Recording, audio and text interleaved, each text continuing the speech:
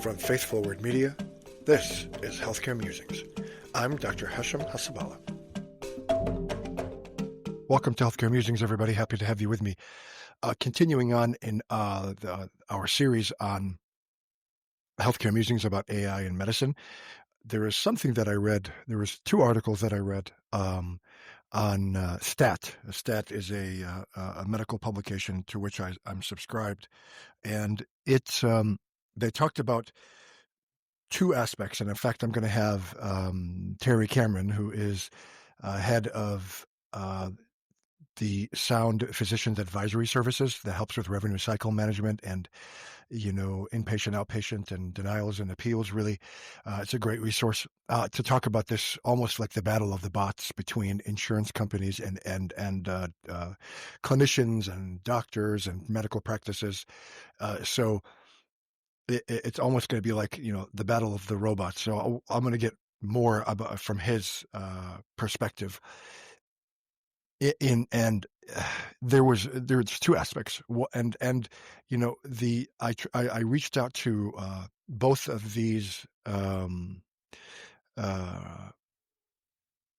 reporters for STAT to try to get them on the podcast, and unfortunately, they're probably busy. They did not respond. I really wanted to get their perspective. So there was two things. One is, a lot of clinicians are using AI to enhance their billing, right? And then people are saying, oh, this is going to increase healthcare costs because your insurance bills are going to be higher.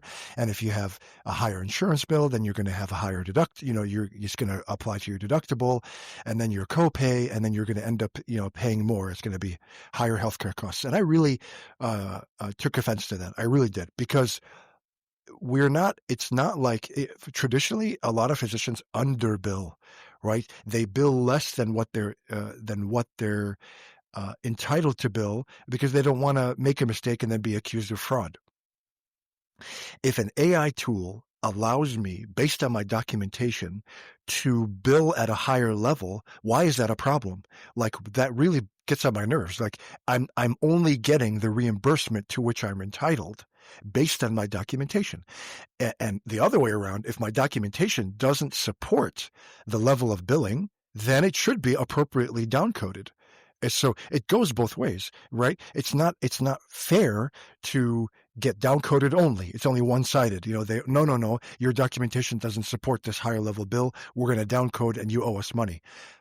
If my documentation does support the higher level of bill, why is there a problem? Why is it, you're going to increase healthcare costs? The providers, I hate to use that word, but the doctors and the practices, they're not the bulk of the healthcare costs in America. That's clear as day. I remember reading and hearing from healthcare experts and leaders in the field that the amount of money that goes to clinicians and providers and hospitals is like 4% of the healthcare dollar in America. Please don't tell me that we're the ones that are raising healthcare costs. Far from it. So if my documentation supports a higher level bill, then I have every right to get that level of reimbursement. It's the work that I'm doing, and it's justified. So that I took issue with that. So then there's this other article that says, and I'll quote the title here. It says, insurers say they'll deploy more AI to combat quote aggressive coding by hospitals. Payers blame providers' use of automated AI tools for some of their shrinking profits. Okay, this was in Stat Plus. It's a health tech by Katie Palmer, and the article is dated October 31st, 2025. And I'm not going to read the entire article. I'll link both of these articles in the show notes. This is what triggered me about this article right now. So now hospitals and doctors and practices are using AI to get more money, which we're entitled. I don't think we're creating fraud. We're not lying. If my documentation, like I said, if my documentation supports the higher level bill, I should get reimbursed at that higher level. Now the insurance companies are using AI to combat this because their profits are going down, and it's like this irreconcilable conflict between payers and providers. I hate that word, but there's, just as a catch-all for hospitals, clinics, doctors, etc. And so this is what triggered me about this this article, and what really kind of led to this to this episode today. Let me find it here. It says, okay, so let me see. There is Elevance. I think that's a payer. Elevance. The CEO is Gail Boudreau. Okay, on an earnings call. Here's what Boudreau said. Quote, Boudreau referred to these tools more explicitly in Elevance's July earnings call. We are using our data and using AI, quite frankly, to get ahead of the cost curve, she said.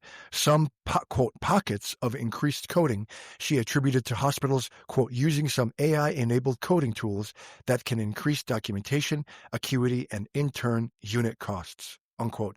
Elevance's AI, she said, would help identify those patterns of billing abnormalities. And so, okay. Fine. All right. So then, I'm trying to find what it really triggered me. It's said here. Oh, here we are. It was Centene, another payer.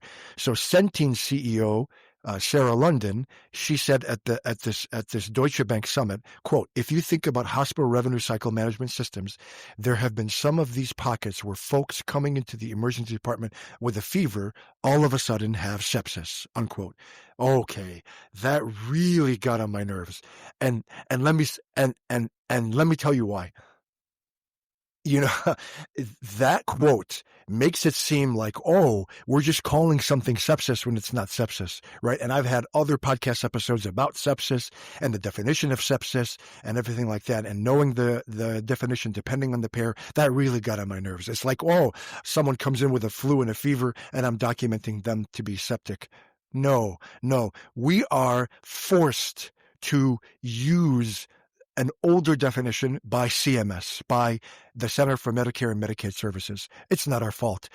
They are still using what's called Sepsis 2, where if you have a known or suspected infection and 2 or more SIRS criteria, SIRS, S-I-R-S, the Systemic Inflammatory Response Syndrome, if you have 2 or more signs, and that's fever, tachycardia, tachypnea, low blood pressure, high lactate, a whole host of signs and symptoms that are part of the SIRS, Systemic Inflammatory Response Syndrome.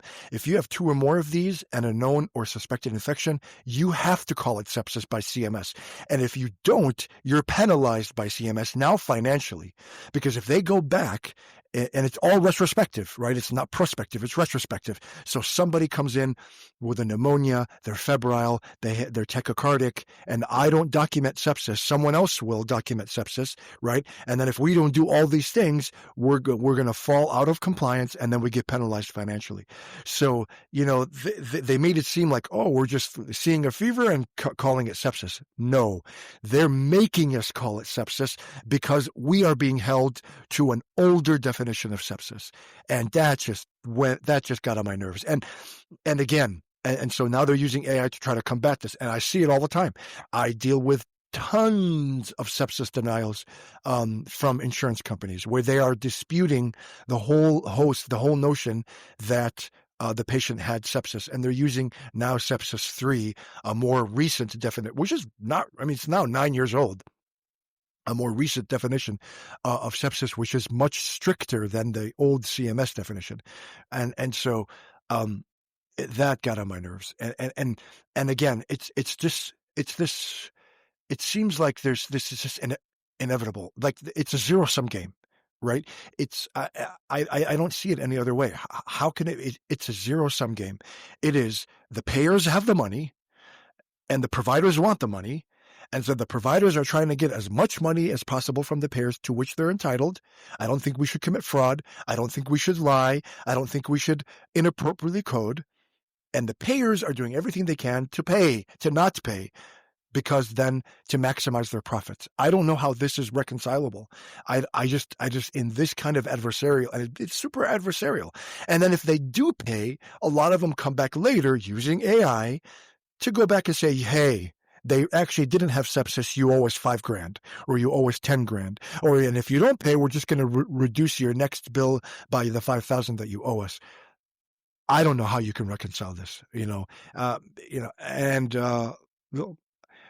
to try to get people on the show to see if they can help me reconcile this, or help me understand. Is it anything other than a zero-sum game? I don't know, but I just wanted to kind of rail against that part of that article. Oh, they come into the ER with a fever, and then they all of a sudden have sepsis. That makes us seem like we're the bad guys, like we're just inappropriately coding. We're not. They're making us do it. They're making us use the old definitions. And so I wish that, and this is going to be another podcast, I wish they just pick a definition and run with it, and everybody is the same, so that we're not going back and forth and causing confusion among clinicians and doctors all over the country. Anyway, more to come here. Thanks so much, guys, for your time and attention. And until next time, we'll see you on Healthcare Musings. Thank you for listening.